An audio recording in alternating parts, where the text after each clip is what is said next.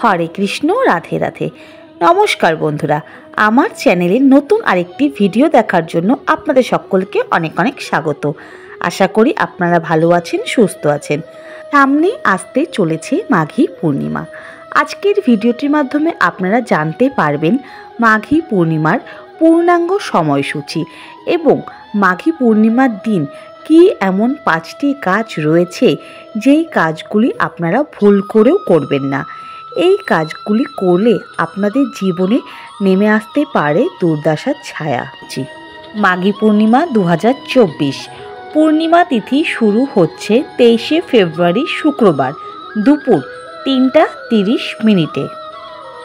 পূর্ণিমা তিথি সমাপ্ত হচ্ছে পরের দিন অর্থাৎ 24শে ফেব্রুয়ারি শনিবার সন্ধে 5টা 24 মিনিটে। গঙ্গা স্নানের বিশেষ সময় শুরু হচ্ছে 24শে ফেব্রুয়ারি সকাল 6টা 10-এর পর থেকে সন্ধে 5টা 24 মিনিট পর্যন্ত। এই সময় আপনারা গঙ্গা স্নান করতে পারবেন। শাস্ত্র মতে মাঘী পূর্ণিমার বিশেষ তাৎপর্য রয়েছে। মনে করা হয় এই বিশেষ দিনে যে কোনো পবিত্র নদীতে স্নান করলে দান সাধিত হয়। এছাড়াও এই দিনে উপবাস, জপ, যজ্ঞ ও পুজো করলে বিশেষ উপকার পাওয়া যায়। এই মাঘী পূর্ণিমা দিনটি হিন্দু ধর্মাবলী ও বৌদ্ধ ধর্মাবলী দুই ধর্মাবলীর কাছে বিশেষ গুরুত্বপূর্ণ। তাই এই দিনে এমন কোনো কাজ করা উচিত নয় যাতে খারাপ ফল লাভ হওয়ার কোনো সম্ভাবনা বৃদ্ধি পায়। তাই জেনে নেওয়া যাক এই দিন কোন কোন কাজ করা উচিত নয়। প্রথমত, দেরি করে ঘুমানো। অনেকেই আছেন যারা নির্দিষ্ট কোনো কারণ ছাড়াই অধিক রাত পর্যন্ত জেগে থাকেন আর তারপর সকালে দেরি করে ঘুম থেকে ওঠেন। ধর্মীয় শাস্ত্র অনুসারে মাঘী পূর্ণিমার দিন দেরি পর্যন্ত ঘুমানো উচিত নয়, কারণ এই দিনটা এমন করলে জীবনে দুর্ভাগ্য আসে। দ্বিতীয়, বাড়ি নোংরা রাখা। মাঘী পূর্ণিমার দিন খুব শুভ বলে মনে করা হয়, তাই এই দিন ঘরবাড়ি উঠোন নোংরা রাখা উচিত নয়। এটি করলে ঘরে নেতিবাচক শক্তি বাসা বাঁধতে শুরু করে। এছাড়াও সম্পত্তির দেবী লক্ষ্মীর আগমন রুদ্ধ হয়ে যায়। মাঘ পূর্ণিমায় কালো কাপড় পরা নিষিদ্ধ। এক্ষেত্রে এই বিষয়ে বিশেষ ধ্যান রাখা উচিত।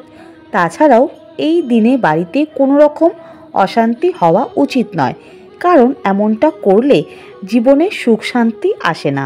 চতুর্থ, চুল ও নখ কাটা। এই দিনে চুল ও নখ কাটা উচিত নয়, কারণ এটা দোষ নিয়ে আসে। এছাড়াও এই দিনে বাড়ির বড়দের অপমান করা উচিত নয়, কারণ এটি করলে পিতৃদোষ হয়, যার কারণে জীবনে সব ধরনের সমস্যা শুরু হয়। পঞ্চম এবং সর্বশেষ যেটা আপনারা এই দিনে করবেন না, কারো সমালোচনা করা। মাঘ পূর্ণিমার দিনে ভুলেও কারো সমালোচনা করা বা খারাপ কথা বলা উচিত নয়। এমনটি করলে মা লক্ষ্মী চিরতরে চলে যান বলে বিশ্বাস করা হয়। এছাড়াও আরও কয়েকটি কাজ রয়েছে যেই কাজগুলি আপনারা মাঘী পূর্ণিমার দিন ভুল করেও করবেন না। মাঘ পূর্ণিমার দিনে মা লক্ষ্মী এবং ভগবান বিষ্ণুর সঙ্গে যুক্ত অশ্বত্থ, হরিঙ্গর, আমলা, তুলসী এবং কলা গাছের কোনো ক্ষতি করা উচিত নয়। এই দিনে তাদের পাতা ছিন্ন করা এড়িয়ে চলুন। এই সমস্ত গাছ দেবতাদের কাছে প্রিয় বলে মনে করা হয়। তাদের ক্ষতি করে দেবতারা অসন্তুষ্ট হন। মাঘ পূর্ণিমার দিনে যে কোনো ধরনের তামসিক খাবার থেকে নিজেকে দূরে রাখুন। এই দিনে রসুন এবং পেঁয়াজ খাওয়া নিষিদ্ধ। মাঘ পূর্ণিমার দিনে সাত্ত্বিক খাবার থেকে নিজেকে দূরে রাখুন।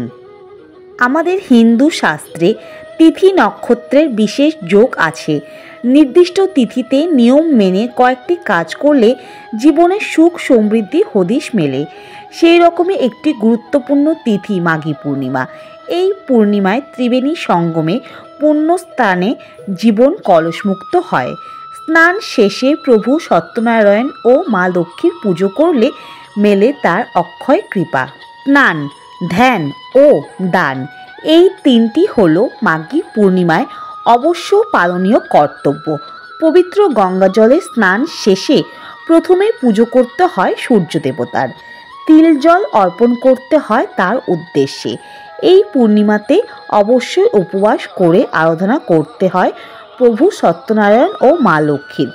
প্রথমে দুধ গঙ্গা জলে তাদের অভিষেক করে নিয়ে তারপর বিধি মেনে পুজো করতে হয়।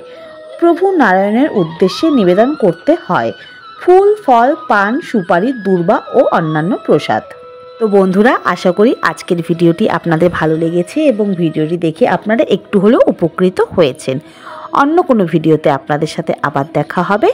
সবাই খুব ভালো থাকবেন। হরে কৃষ্ণ, রাধে রাধে।